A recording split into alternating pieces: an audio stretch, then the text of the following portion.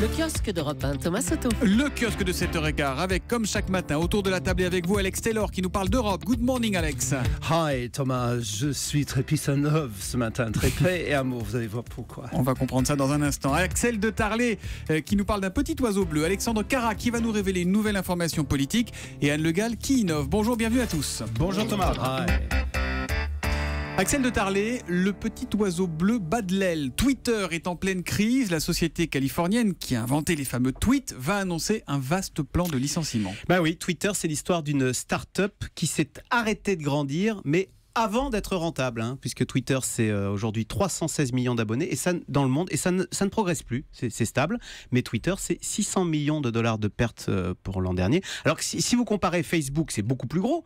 1,5 milliard d'abonnés. 316 millions d'un côté, 1,5 milliard de l'autre. Et Facebook continue de progresser. En un an, ils ont récolté 200 millions d'abonnés supplémentaires. Et Facebook est rentable. Près de 3 milliards de dollars de bénéfices. Donc vous voyez, vous avez d'un côté un modèle social qui marche et de l'autre un social qui ne marche pas. Mais qu'est-ce qui se passe? Pourquoi Twitter ne parvient-il pas à conquérir de nouveaux abonnés? C'était bien parti quand même. Oui, mais le modèle Twitter est très étroit, il est trop réducteur. Twitter, c'est quoi? C'est 140 signes, c'est ça la règle. Et puis Twitter, c'est un modèle passif. Vous êtes des followers, vous êtes des suiveurs. Alors que sur Facebook, vous êtes actif, vous avez une communauté que vous alimentez. Donc, alors Twitter voit bien que son modèle est trop étroit. Il essaye d'élargir son concept. Alors on peut maintenant mettre des photos, on peut mettre de la vidéo, on peut faire des messages plus longs, au-delà de 140 signes pour les messages privés. Voilà. Oui, mais ça, c'est quoi? Faire des messages longs, mettre des photos, des vidéos. C'est Facebook. C'est Facebook, exactement. Voilà. Donc, et puis c'est Facebook en plus compliqué, Twitter, parce qu'allez expliquer le concept du hashtag à votre mère, vous allez voir. Le comprend le hashtag non, un matin, c'est compliqué, ma maman. le hashtag Facebook, c'est plus simple. Donc la nouvelle direction est un peu dans une impasse. Alors elle rationalise, là, elle essaye de faire un plan de licenciement et d'augmenter la pub. L'objectif, c'est quand même bien, on va le dire, que Twitter ne termine pas au cimetière du net comme MySpace, par exemple. C'est vrai, je ne sais pas si MySpace. qui était une star et qui a disparu. Voilà. Il y a une chose que je ne comprends pas très bien, Axel, vous parlez de ces licenciements, mais qu'est-ce qu'ils font ces gens? Ces gens tweetent et puis pourquoi ils ont besoin d'autant de monde? Alors, il y a 4000 aussi sont passifs. 4000 salariés chez Twitter, essentiellement en Californie. Non, mais vous avez raison. 4000 salariés pour 300 millions d'utilisateurs, c'est pas beaucoup. Mais la moitié sont les ingénieurs. Il faut quand même que ça tourne, qu'il n'y ait pas de bug. La vraie question, c'est pourquoi ni Julie ni vous n'êtes encore sur Twitter. On a raison finalement. Justement, ça prouve qu'il y a de la croissance potentielle. Il y a la croissance. Et puis, si Twitter taxait d'1 € tous les tweets aigris, il ferait fortune. Bon, Alex Taylor, on va en Angleterre. Je tweete tous les matins, vous avez vu. Oui, mais ils sont pas aigris, ils sont sympas vos tweets. Vous avez un rapport secret étonnant commandé par le Trésor public britannique entre les mains. En tout cas, vous l'avez vu, vous l'avez lu. Oui, ça a fuité ce matin dans la presse. Le ministère des Finances estime la manne fiscale si on légalise le cannabis en Grande-Bretagne. Alors, c'est entre 500 et 800 millions de livres, c'est-à-dire 1 milliard d'euros en taxes, plus 150 millions économisés pour les cliniques et 200 millions pour le système judiciaire. Mais c'est sérieux ces chiffres? 1 milliard de revenus? Oui, absolument. C'est vrai que si on taxait, ce serait... Alors, officiellement, les conservateurs sont contre. Mais il faut savoir que Cameron est assez progressiste sur ces dossiers. C'est lui qui a imposé le mariage gay, par exemple, contre son aile conservatrice. Il y a de derniers débats aux communes. Un ancien ministre conservateur assez à droite, Peter Lilly, a laissé ses collègues bouche bée. C'est un peu comme si Christine Boutin avait plaidé pour la légalisation du cannabis. Il a même révélé que la reine Victoria est censée en avoir fumé pour calmer ses règles. Oh non. Bon, est-ce que l'enquête regarde ailleurs dans le monde? C'est ça que Alex? vous allez dire, je retiens ce matin que... Non, je laisse la reine tranquille, la reine Victoria. Alors, est-ce que ça marcherait? Il y a 2 exemples qui sont mentionnés dans cette enquête secrète. Le Colorado, qui était le premier État américain à légaliser la vente de cannabis l'année dernière, et qui, à partir de l'année prochaine, mon cher Axel, va taxer 25% sur le prix de vente de la marijuana. Et puis surtout, il mentionne bien sûr le Portugal, qui est le seul pays en Europe qui a complètement dépénalisé toutes les drogues en 2001. Alors, c'est plus du tout un délit, c'est uniquement un problème de santé publique.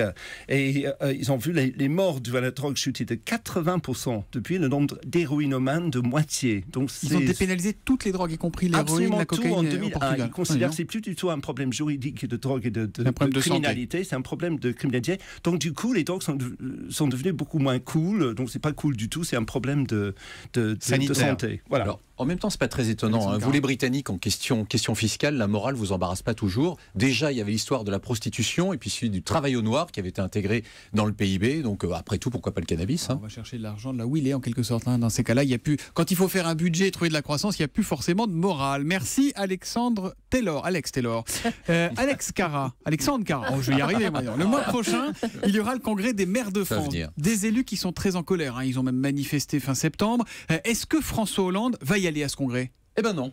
Thomas, c'est décidé, le président de la République n'ira pas au congrès des maires. Pourtant, il a reçu officiellement l'invitation, mais il n'ira pas pour des raisons de calendrier, paraît-il. Le 17 novembre, il devrait être au G20 en Turquie. Une bonne raison, ça dit. Oui, évidemment. Mais de toute façon, à l'Élysée, ses conseillers considèrent qu'il ne fallait pas aller cette année devant les maires de France. Ça sera plutôt l'an prochain, une année de présidentielle. Bon, si ce n'est toi, c'est donc ton frère. C'est Manuel Valls qui va s'y coller, qui va aller affronter la colère des élus ? Eh bien, ça, ce n'est pas sûr non plus. L'Élysée a bien sûr transmis l'invitation à Matignon, une invitation qui est maintenant sur le bureau du Premier ministre. Mais voilà, Manuel Valls hésite. Il pourrait bien refiler cette invitation à Bernard Cazeneuve. À l'heure où je vous parle, rien n'est encore décidé. Mais pourquoi ni l'un ni l'autre ne veulent aller à ce congrès des maires ?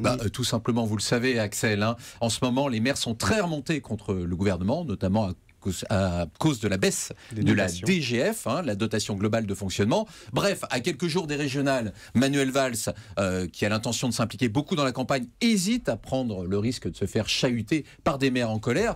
Quant au président de la République, le congrès se tiendra 10 jours avant le début de la COP21. Inutile de vous dire que l'image de François Hollande, sifflé par les maires, tournant sur les chaînes info 10 jours avant de recevoir les chefs d'État du monde entier à Paris, comment vous dire, ça n'emballe pas vraiment l'Élysée. Voilà, c'est ce qu'on appelle une patate chaude dont personne ne veut, en quelque sorte. Alexandre Cara. C'est vous, Anne Le Gall, qui allez y aller. Hein. Allez, on innove tout de suite avec vous. Alors c'est vrai, Anne, que le cinéma nous fait rêver de conquêtes spatiales avec la sortie du prochain film de Ridley Scott, Seul sur Mars. Eh bien vous nous présentez une innovation de la NASA qui pourrait réellement faciliter la vie des astronautes. Et qui pourrait leur sauver la vie même, puisqu'il s'agit d'un matériau capable de s'auto-réparer en cas de fissure. Ça veut dire qu'avec cette matière, pas de réparer plus s'auto, besoin... Hein. Non, excusez-moi, oui, allez-y. c'est vrai. Dès qu'il entend Soto, étincelle. Donc ça s'auto-répare. Donc plus besoin pour les astronautes de sortir à l'extérieur du vaisseau spatial pour colmater une brèche en cas de choc avec un débris spatial, puisque là, la coque de la navette spatiale deviendrait étanche, redeviendrait étanche d'elle-même. C'est peut-être parce que j'ai fumé ce matin, mais je comprends rien du tout. Est-ce que vous pouvez nous expliquer le principe ? Alors, le principe, c'est un matériau mis au point par la NASA avec l'université du Michigan. En fait, il est constitué de 2 plaques solides avec au milieu un réactif liquide qui se fige et qui remplace le trou en quelques secondes en cas de perforation. Donc, on connaissait, c'est vrai, déjà des matières qui s'auto-réparent comme le caoutchouc, le ciment, certains plastiques. Mais alors là, aussi rapidement, c'est inédit. Il y a une vidéo qui est en ligne sur Internet qui montre l'impact d'une balle dans ce matériau. Et on voit effectivement sur le film que le trou se colmate en quelques secondes, vraiment.